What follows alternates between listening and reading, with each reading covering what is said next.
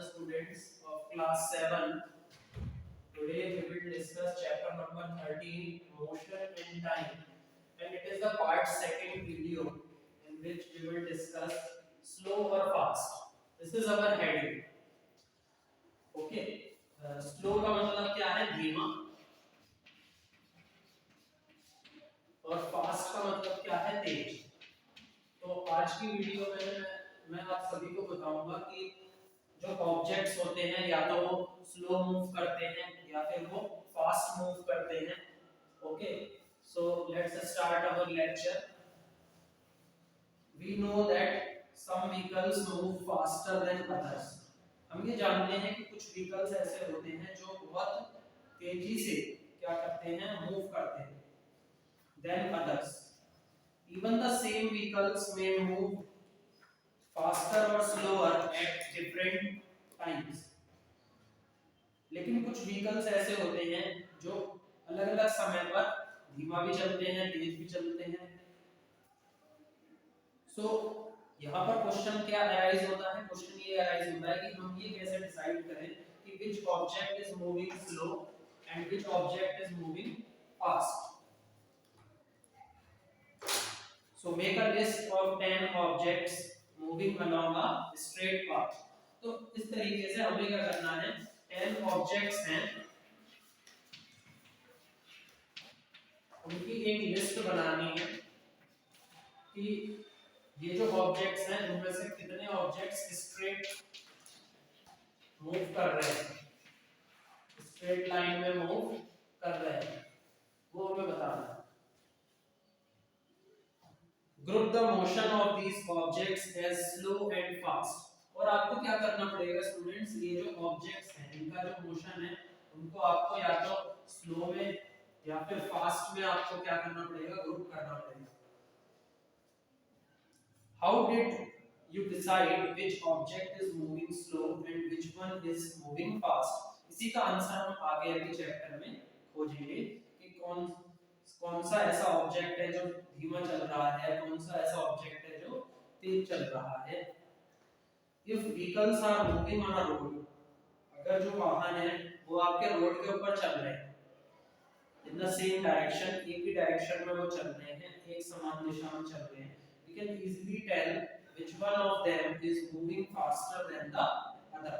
तो हम ये आसानी से बता सकते हैं कि कौन सा ऑब्जेक्ट किसी दूसरे ऑब्जेक्ट से के संदर्भ में कैसे तेज चल रहा है. ओके, सो एक्टिविटी 13.1 क्या है? Look at figure 13.1. अभी एक फिगर है जो आपको बुक पेज नंबर 144 पे दी गई है. इसके अंदर आपकी दो फिगर हैं. एक फिगर तो है आपकी 13.1. ओके, इसमें क्या दिया हुआ है? Vehicles moving in the same direction on the road. कि जो व्हीकल्स हैं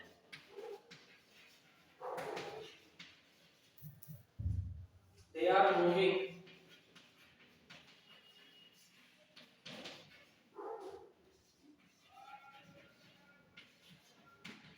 in same direction. ओके, वो क्या कर रहे हैं? एक ही डायरेक्शन में मूव कर रहे हैं ऑन अ रोड. दूसरी जो फिगर है उसमें क्या दिखाया गया है? Position of vehicles shown after some time. Position change हो गई.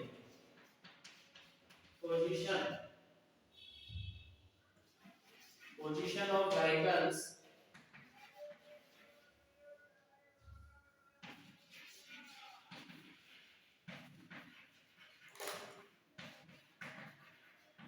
After some time. कुछ समय के बाद उन व्हीकल्स की पोजीशन आपको दिखा दी है. ये दूसरी फिगर है, आप चेक कर सकते हैं बुक पेज नंबर 144. आगे देखिए. It shows the position of some vehicles moving on a road in the same direction at some instant of time. कि कुछ instant of time पर vehicles कैसे move कर रहे हैं. एक बार तो vehicles same direction में move कर रहे हैं at an instant of time. एक बार क्या हो गया? after some time उनकी कुछ position है वो change हो गई है.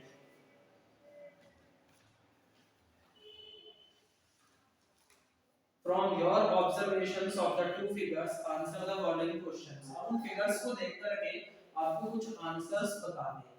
Which vehicle is moving the fastest of all? कौन सा vehicle तेजी से move कर रहा है और कौन सा vehicle slowly move कर रहा है?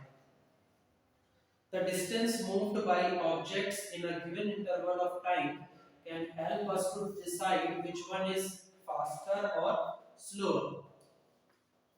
ठीक है, जो कोई भी ऑब्जेक्ट है, कोई भी वस्तु है, उसने जितनी दूरी कवर करी in a given interval of time, यही आपको मदद करेगी डिसाइड करने में कि कौन सा ऑब्जेक्ट आपका तेज है और कौन सा धीमा है. For example, imagine that you have gone to see of your friend at the bus stand. कल्पना कीजिए कि आप अपने फ्रेंड के साथ मिलने के लिए गए हो, उससे मिलने के लिए गए आप कहां? बस स्टैंड में. Suppose you start pedaling your bicycle at the same time. आपने पेडलिंग करना स्टार्ट किया अपनी बाइसाइकिल को उसी समय. As the bus begins to move, और बस ने भी अपना वहां से जहां पर वो स्टॉप पर थी वहां से उसने चलना शुरू करा. बस भी उसी टाइम चली और आप भी अपनी साइकिल से उसी टाइम चल दिए. The distance covered by you after 5 minutes would be much smaller than that covered by the bus. देखिए, ये बिल्कुल सिंपल सी बात है कि आपने जो डिस्टेंस कवर करा 5 मिनट्स में, वो क्या होगा?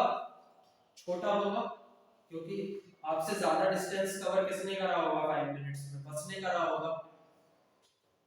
Would you say that bus is moving faster than the bicycle? क्या आप ये कह सकते हैं कि जो बस है वो तेजी से चल रही है बाइसाइकिल से? तो यहाँ पर आपको दो ऑब्जेक्ट्स में कंपेयर करना है, स्लो और फास्ट का एग्जांपल. कि एक तो आपके पास क्या है? बस है, और एक आपके पास क्या है? बाइसाइकिल है. तो यहाँ पर सिंपल सी बात है, अगर बस ने ज्यादा डिस्टेंस कवर करा तो इसका मतलब बस इज मूविंग फास्ट. ओके, और बाइसाइकिल के केस में ये क्या हो जाएगा? स्लो हो जाएगा. इस तरीके से हम डिस्टेंसेस को देख करके ये पता लगा सकते हैं कि कौन सा ऑब्जेक्ट तेज चल रहा होगा और कौन सा ऑब्जेक्ट धीमा चल रहा होगा. सो इसका आंसर क्या हो जाएगा? बस. ओके, बस is moving faster than the bicycle. We often say that the faster vehicle has a higher speed. अब जो ऑब्जेक्ट आपका फास्ट चल रहा है उसको हम ये बोल देते हैं कि उसकी स्पीड ज्यादा होगी. उसकी स्पीड कैसी होगी? ज्यादा होगी. और जो स्लो चल रहा है उसकी स्पीड कैसी होगी? स्लो स्पीड होगी. इसी तरीके से हम इन दोनों को डिस्टिंग्विश करते हैं. इन 100 मीटर रेस, 100 मीटर रेस की बात की जाए तो हमारे लिए ये आसान होगा डिसाइड कर पाना whose speed is the highest. कि 100 मीटर की एक क्या हो रही है? रेस हो रही है. एक 100 मीटर रेस हो रही है, उसमें क्या है कि हमें ये पता लगाना है कौन सा ऑब्जेक्ट कितनी स्पीड से, कितनी तेज स्पीड से चल रहा होगा. So one who takes shortest time to cover the distance of 100 meters has the highest speed. देखिए, बिल्कुल सिंपल सी बात है कि the object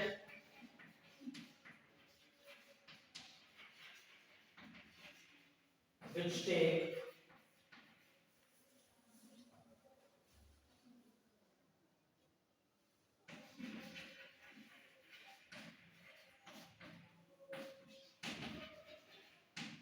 shortest time to cover the distance of 100 meters